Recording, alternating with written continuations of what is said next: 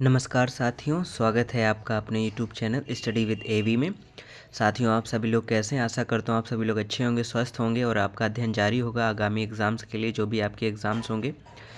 आज हम साथियों सीटेट और टेट में आने वाले शिक्षा बाल मनोविज्ञान के 30 अति महत्वपूर्ण प्रश्नों का अभ्यास करेंगे, जो आपकी आगामी एग्ज़ाम्स के लिए आपके लिए बहुत ही हेल्पफुल होंगे। तो साथियों शुरू करते हैं आज का अभ्यास।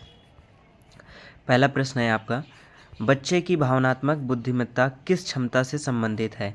ऑप्शन ए तेज गणना, ऑप्शन बी भावनाओं को पहचानना और नियंत्रित करना, ऑप्शन सी शारीरिक शक्ति और ऑप्शन डी लंबी स्मृति। तो बच्चे की भावनात्मक बुद्धिमत्ता किस क्षमता से संबंधित है, आपको बताना है साथियों। तो इसका सही जवाब होगा आपका ऑप्शन बी भावनाओं को पहचानना और नियंत्रित करना। यही बच्चे की भावनात्मक बुद्धिमत्ता की क्षमता होती है। तो ऑप्शन बी आपका क्या होगा? सही जवाब होगा। नेक्स्ट क्वेश्चन पर आते हैं। क्वेश्चन नंबर सेकंड, बच्चे की मेटाकॉग्निशन क्षमता किससे संबंधित है? ऑप्शन ए सोच के बारे में सोचना, ऑप्शन बी मनोवैज्ञानिक परेशानी, ऑप्शन सी जैविक विकास, ऑप्शन डी भावनात्मक प्रतिक्रिया। तो जो बच्चे की मेटाकॉग्निशन क्षमता किससे संबंधित है? जो मेटाकॉग्निशंस होती है साथियों, किसके बारे में होता है? सोच से संबंधित होती है। तो यही है बच्चे की मेटाकॉग्निशन क्षमता किससे संबंधित है। तो इसका सही जवाब होगा आपका ऑप्शन ए सोच के बारे में सोचना। नेक्स्ट क्वेश्चन पर आते हैं। क्वेश्चन नंबर थर्ड, बाल विकास में स्वभाव यानी टेम्परामेंट किससे संबंधित? ऑप्शन ए जैविक आधार वाली जन्मजात प्रवृत्ति, ऑप्शन बी केवल पर्यावरण से, ऑप्शन सी स्कूल के अनुभव से, ऑप्शन डी सिर्फ सामाजिक संपर्क से। तो बाल विकास में स्वभाव यानी टेम्परामेंट किससे संबंधित है? तो ये संबंधित होती है यानी जैविक आधार वाली जन्मजात प्रवृत्ति। तो ऑप्शन ए क्या होगा? आपका सही जवाब होगा। अगले प्रश्न पर आते हैं। प्रश्न नंबर 4, किशोरावस्था में पहचान संकट आइडेंटिटी क्राइसिस किस कारण होता है? ऑप्शन ए व्यक्तित्व विकास की तेज प्रक्रिया, ऑप्शन बी बुद्धि का कम विकास, ऑप्शन सी स्मृति ह्रास और ऑप्शन डी केवल भावनात्मक कमजोरी। तो जो किशोरावस्था में पहचान संकट यानी आइडेंटिटी क्राइसिस जो होता है वो किस कारण से होता है? तो क्या होता है? परिवर्तन होता है बच्चे में बहुत स्पीड के साथ। तो यही है इसका कारण कि व्यक्तित्व विकास की तेज प्रक्रिया होती है। तो ये क्या होगा? आपका ऑप्शन ए क्या होगा? सही जवाब होगा। साथियों, आपको वीडियो कैसा लग रहा है आप ज़रूर बताइएगा कमेंट बॉक्स में। अगर अच्छा लग रहा हो तो ज़रूर लाइक कर दें और अभी तक अगर चैनल को सब्सक्राइब नहीं किया तो सब्सक्राइब जरूर कर लें और बेल आइकन को प्रेस करके ऑल नोटिफिकेशंस ऑन कर लें, जिससे समय समय पर जो भी आपको वीडियो यहाँ से डाले जाएँ उनके नोटिफिकेशन आपको मिल सके और आपके एग्ज़ाम्स की प्रिपरेशन में आपके लिए हेल्पफुल हो सके। तो आते हैं आज के 5वें प्रश्न पर, सीखने में अधिगमनांतरण यानी ट्रांसफ़र ऑफ लर्निंग का सर्वोत्तम उदाहरण कौन सा है? ऑप्शन ए कविता याद करना, ऑप्शन बी सामान्य नियम लागू करके नई समस्या हल करना, ऑप्शन सी शब्द लिखना और ऑप्शन डी तथ्य रटना। तो जो सीखने में अधिगमनांतरण ट्रांसफ़र ऑफ लर्निंग का सर्वोत्तम उदाहरण क्या है? तो इसमें सही जवाब होगा साथियों ऑप्शन बी सामान्य नियम लागू करके नई समस्या हल करना। ऑप्शन बी सही जवाब होगा। अगले प्रश्न पर आते हैं। प्रश्न नंबर 6, किस मनोवैज्ञानिक ने विकास को निरंतर और अविराम प्रक्रिया कहा है? Option A Freud, option B Skinner, option C Havelock, option D Kohlberg. तो यानी किस मनोवैज्ञानिक ने विकास को निरंतर अविराम चलने वाली प्रक्रिया कहा है? तो इसका सही जवाब होगा आपका ऑप्शन सी हैवलॉक ने कहा है कि जो अब निरंतर जो विकास है वो निरंतर और अविराम प्रक्रिया है। तो ऑप्शन सी सही जवाब होगा, हैवलॉक ने कहा है। अगले प्रश्न पर आते प्रश्न नंबर 7, बहुविधि बुद्धि सिद्धांत में काइनेस्थिटिक बुद्धि का उदाहरण क्या है? ऑप्शन ए कविता लिखना, ऑप्शन बी चित्र बनाना, ऑप्शन सी नृत्य और खेलकूद में निपुणता, ऑप्शन डी गणितीय समस्या हल करना। तो इसका सही जवाब आपको बताना है। बहुविधि बुद्धि सिद्धांत में काइनेस्थिटिक बुद्धि का उदाहरण क्या है? तो इसका सही जवाब होगा नृत्य और खेलकूद में निपुणता। यही इसका सही जवाब होगा, option C is the correct answer. अगले प्रश्न पर आते हैं। प्रश्न नंबर 8, उपयुक्त अधिगम वातावरण किसे कहते हैं? ऑप्शन ए केवल शांत वातावरण, ऑप्शन बी भयमुक्त सहयोगी व संवादात्मक वातावरण, ऑप्शन सी प्रतिस्पर्धी वातावरण, ऑप्शन डी कठोर अनुशासन वातावरण। तो जो उपयुक्त अधिगम वातावरण यानी जो सीखने के लिए सबसे उपयुक्त वातावरण बच्चे के लिए होना चाहिए वो क्या होना चाहिए? तो कैसा होना चाहिए? भयमुक्त होना चाहिए, सहयोगी होना चाहिए और संवेदात्मक वातावरण होना चाहिए। तो ऑप्शन बी आपका क्या होगा? सही जवाब होगा। अगले प्रश्न पर आते हैं। प्रश्न नंबर 9, एरिक्सन के इंडस्ट्री वर्सेस इन्फेरिटी का आयु काल कौन सा है? ऑप्शन ए 0 से 2 वर्ष, ऑप्शन बी 3 से 6 वर्ष, ऑप्शन सी 6 से 12 वर्ष और ऑप्शन डी 12 से 18 वर्ष। तो जो एरिक्सन के इंडस्ट्री वर्सेस इन्फेरिटी का आयु काल जो है वो क्या है साथियों? ऑप्शन सी सही जवाब होगा, 6 से 12 वर्ष का होता है। तो ऑप्शन सी सही जवाब होगा। अगले प्रश्न पर आते हैं, प्रश्न नंबर 10। अंतः प्रेरणा यानी इंट्रिंसिक मोटिवेशन का उदाहरण क्या है? ऑप्शन ए इनाम पाने के लिए पढ़ना, ऑप्शन बी डांट से बचने के लिए काम करना, ऑप्शन सी स्वयं रुचि के कारण सीखना, और ऑप्शन डी प्रतियोगिता जीतने के लिए सीखना। तो अंतः प्रेरणा यानी इंट्रिंसिक मोटिवेशन का उदाहरण क्या है? तो यानी कि जो अब बच्चे में क्या स्वयं रुचि के कारण जो सीखने की यानी अंतः प्रेरणा जो होती है, इंटरनल मोटिवेशन जो होता है वो क्या होता है? स्वयं रुचि के कारण सीखना। तो इसका सही जवाब होगा आपका ऑप्शन सी सही जवाब होगा। प्रश्न नंबर 11 पर आते हैं।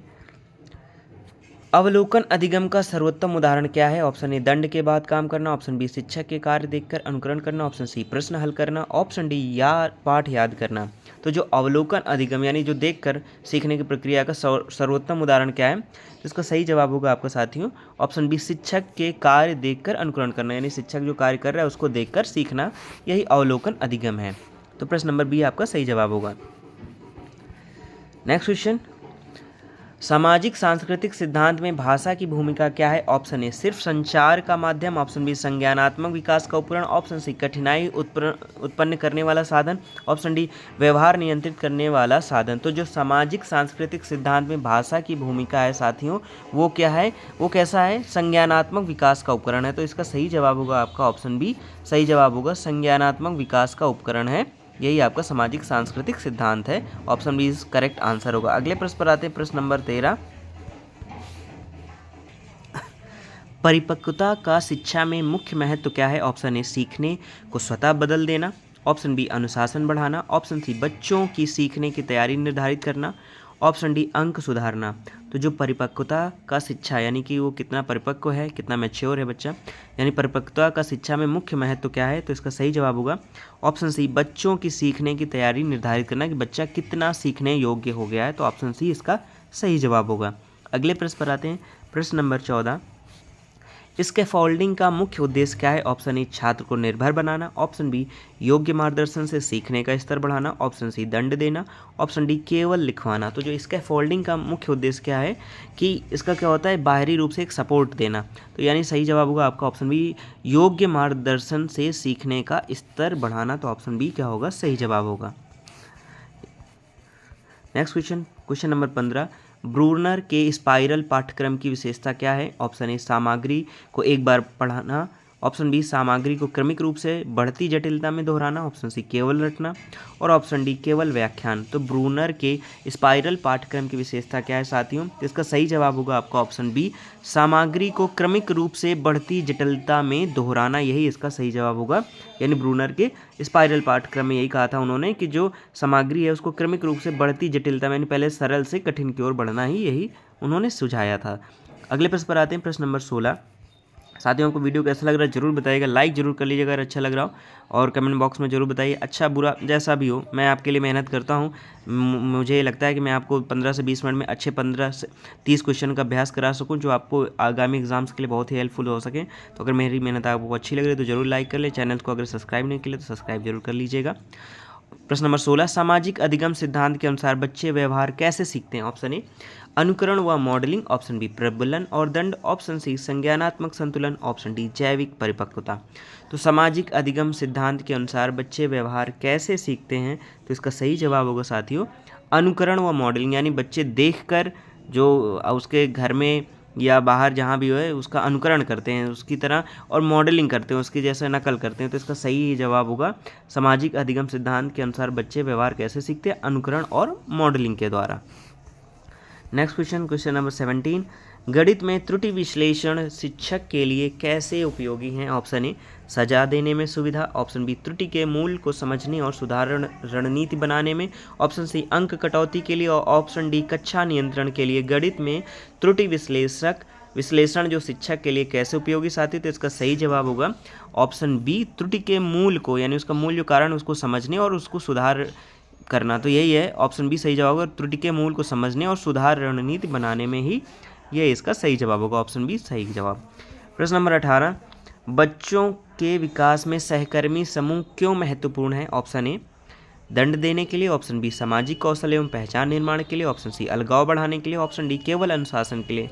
तो बच्चों के विकास में सहकर्मी समूह क्यों आवश्यक है, यानी कि क्यों होने चाहिए उसके साथ में, यानी कि एक समूह में सिखाना क्यों चाहिए। तो इसका सही जवाब क्या होगा साथियों, ऑप्शन बी होगा कि सामाजिक कौशल सीखता है वो बच्चा, पहचान निर्माण सीखता है, कौन क्या है, क्या रिलेशन है, ये सारी चीज़ें सीखता है। तो बच्चों के विकास में सहकर्मी समूह क्यों महत्वपूर्ण है, इसका सही जवाब होगा आपका ऑप्शन बी सामाजिक कौशल एवं पहचान निर्माण के लिए।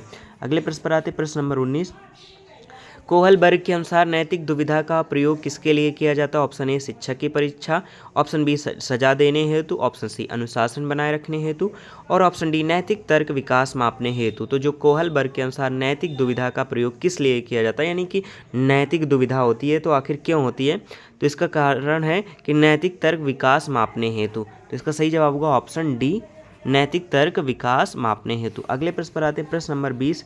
साथियों आपके एग्ज़ाम के स्तर को बिल्कुल हूबहू ऐसे ही प्रश्न आपके एग्जाम्स में आते हैं तो वैसे ही मैंने बनाए हैं। और यहाँ पे आपका प्रश्न नंबर 20, किस अधिगम सिद्धांत में उद्दीपक प्रतिक्रिया प्रबलन मुख्य तत्व है। आपको जवाब देना, ऑप्शन ए संज्ञानवादी सिद्धांत, ऑप्शन बी व्यवहारवादी सिद्धांत, ऑप्शन सी मानवतावादी सिद्धांत, और ऑप्शन डी सामाजिक अधिगम सिद्धांत। तो किस अधिगम सिद्धांत में उद्दीपक प्रतिक्रिया प्रबलन मुख्य तत्व है, तो इसका सही जवाब होगा साथियों आपका ऑप्शन बी मानवतावादी सिद्धांत में ही उद्दीपक प्रतिक्रिया प्रबलन होता है। तो ऑप्शन सी सही जवाब होगा मानवतावादी सिद्धांत। अगले प्रश्न पर आते, प्रश्न नंबर 21, समावेशी कक्षा में शिक्षक की मुख्य भूमिका क्या है। ऑप्शन ए अलग अलग कक्षाएं बनाना, ऑप्शन बी सभी के लिए समान अवसर व अनुकूलन प्रदान करना, ऑप्शन सी केवल मेधावी छात्रों पर ध्यान देना, और ऑप्शन डी कमजोर छात्रों को हटाना। तो जो समावेशी कक्षा में शिक्षक की मुख्य भूमिका क्या है, तो इसका सही जवाब होगा कि सभी के लिए समान अवसर व अनुकूलन प्रदान करना ही समावेशी कक्षा की मुख्य भूमिका होती है। तो ऑप्शन बी आपका सही जवाब होगा। प्रश्न नंबर 22, अधिगम कठिनाई का सही संकेत क्या है, यानी कि सीखने में जो कठिनाई आती है उसका संकेत क्या है, ये आपको बताना। ऑप्शन ए बच्चे की रुचि कम होना, ऑप्शन बी विशिष्ट कौशलों में लगातार संघर्ष, ऑप्शन सी अनुशासन की कमी, और ऑप्शन डी भाषा न बोलना। तो इसका जो अधिगम में कठिनाई का सही संकेत क्या है कि अगर विशिष्ट उसको कई तरह के कौशल सिखाए जा रहे हैं तो उसमें उसको संघर्ष हो रहा है, उसमें उसको प्रॉब्लम्स हो रही सीखने में। तो इसका यही सही जवाब होगा विशिष्ट कौशलों में लगातार संघर्ष, यही होगा अधिगम कठिनाई का सही संकेत। ऑप्शन बी सही जवाब होगा। अगले प्रश्न पर आते, प्रश्न नंबर 23, स्ट्रक्चरलिज्म के अनुसार सीखने में मुख्य तत्व क्या है। ऑप्शन ए अनुभव का विश्लेषण, ऑप्शन बी व्यवहार की पुनरावृत्ति, ऑप्शन सी दंड द्वारा नियंत्रण, और ऑप्शन डी अनुकरण। तो जो स्ट्रक्चरलिज्म के अनुसार सीखने में मुख्य तत्व क्या है, तो इसका सही जवाब आपको बताना है। तो अनुभव का विश्लेषण, यानी कि जो आपने एक्सपीरियंस किया है उसका विश्लेषण करना, यही स्ट्रक्चरलिज्म होता है। तो सही जवाब होगा आपका ऑप्शन ए अनुभव का विश्लेषण। प्रश्न नंबर 24, वाइगोत्स्की के अनुसार निज भाषण क्या है। ऑप्शन ए केवल भावनात्मक अभिव्यक्ति, ऑप्शन बी स्वनियमन एवं समस्या समाधान का माध्यम, ऑप्शन सी सामाजिक दूरी बनाता है, और ऑप्शन डी भाषाई त्रुटि। ये आपको बताना है।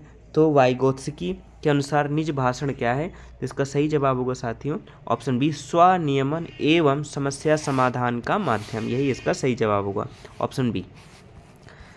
नेक्स्ट क्वेश्चन, कोहलबर्ग में सामाजिक अनुबंध उन्मुखता किस स्तर पर आती है। ऑप्शन ए पूर्व परंपरागत स्तर, ऑप्शन बी परंपरागत स्तर, ऑप्शन सी उत्तर परंपरागत स्तर, और ऑप्शन डी सामाजिक स्तर। तो जो कोहलबर्ग में सामाजिक अनुबंधन उन्मुखता किस स्तर पर आती है पर यह आपको बताना है, तो इसका सही जवाब होगा ऑप्शन सी उत्तर परंपरागत स्तर, ऑप्शन सी सही जवाब होगा। अगले प्रश्न पर आते प्रश्न नंबर 26, संज्ञानात्मक संघर्ष का उद्देश्य क्या है। ऑप्शन ए भ्रम बढ़ाने हेतु, ऑप्शन बी नए ज्ञान की रचना हेतु, ऑप्शन सी स्मृति घटाने हेतु, और ऑप्शन डी अनुशासन हेतु। तो जो संज्ञानात्मक संघर्ष का उद्देश्य क्या है साथियों, तो इसका सही जवाब होगा नए ज्ञान की रचना हेतु संज्ञानात्मक संघर्ष है, तो ये इसका उद्देश्य है। तो नए ज्ञान की रचना हेतु संज्ञानात्मक संघर्ष है, तो ऑप्शन बी इसका सही जवाब होगा। अगले प्रश्न पर आते हैं प्रश्न नंबर 27, गिलफोर्ड के अनुसार अभिसारी सोच क्या दर्शाती है। ऑप्शन ए कई उत्तरों की खोज, ऑप्शन बी एक सही उत्तर की खोज, और ऑप्शन सी सिर्फ रचनात्मकता, ऑप्शन डी भावनात्मक प्रतिक्रिया। तो गिलफोर्ड के अनुसार अभिसारी सोच क्या दर्शाती है, ये आपको बताना है।